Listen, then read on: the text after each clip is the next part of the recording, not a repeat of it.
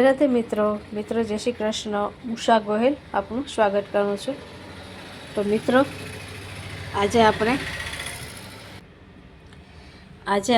ઊંધિયું બનાવવાનું છે। તો આ બધી ઊંધિયાની સામગ્રી છે। સિંગ છે, ટમેટા છે, રતાળો છે, રીંગણા છે અને બટેટા અને આમાં વટાણા છે। તો અહીંયા આપણે પતંજલિનું બેસન લીધું છે। તો આ લોટ આપણે મુઠિયા માટે છે। આમાં બધું તૈયાર કરી દીધું છે। હવે આપણે તેમાં મુઠિયા બનાવશું। તો આપણે તેમાં તેલ નાખી અને મુઠિયા તૈયાર કરી લઈશું। અહીંયા આપણે મુઠિયા હવે વાળી લીધા છે। તો હવે આપણે તેને તળી લઈએ।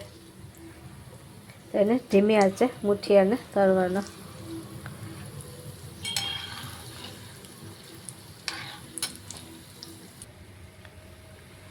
આપણે મુઠિયા સરસ ફ્રાય થઈ ગયા છે। આપ જોઈ શકો છો સરસ બની ગયા છે। તો હવે આપણે તેને અહીંયા કાઢી લેશું। અને મુઠિયા હું હંમેશા પતંજલિ બેસનમાંથી જ બનાવું છું। તેનો ટેસ્ટ પણ સરસ લાગશે અને એકદમ સોફ્ટી બનશે। તો આપણા મુઠિયા તૈયાર થઈ ગયા છે। તો અહીંયા બધી સમારી લીધું છે। તો હવે આપણે તેનો વઘાર કરશું।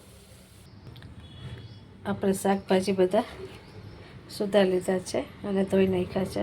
રીંગણા આપણે પછી નાખશું। તો અહીંયા આપણે ગેસ ઉપર કુકર મૂક્યું છે અને તેમાં આપણે હિંગ નાખશું।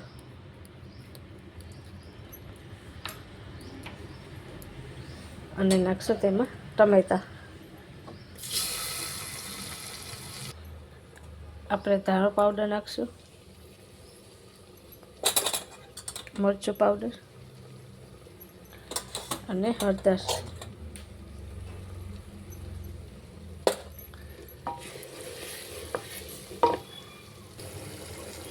મસાલો આપણો ફ્રાય થઈ ગયો છે। તો હવે તેમાં આ બધા વેજીટેબલ નાખી દેશું।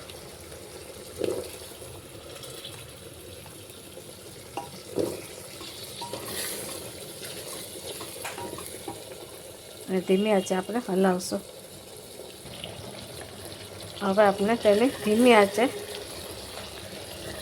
પકાવશું અને થોડું પાણી નાખશું। અને આ મુઠિયા છે તે મુઠિયા પણ તેમાં આપણે નાખી દઈશું। આપણે તેમાં થોડું પાણી ઉમેરશું, બહુ નહીં નાખવાનું। અને હવે આપણે કુકરની બંધ કરી અને 3 સીટી વગાડી લેશું।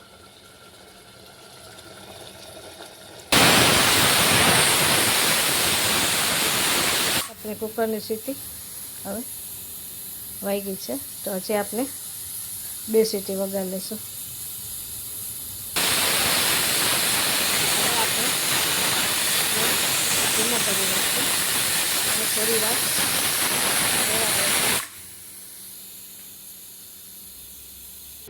ગેસ આપણે બંધ કરી દીધો અને કુકર પણ હવે ઠંડુ પડી ગયું છે। તો આપણે હવે ખોલીને જોઈ લેશું ઊંધિયું।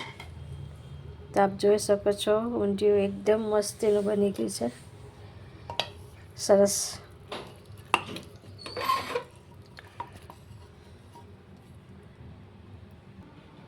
તો આપણે ઊંધિયું તૈયાર થઈ ગયું છે। આપ જોઈ શકો છો કેટલું સરસ બન્યું છે અને તેના મુઠિયા પણ એકદમ સોફ્ટ છે। જો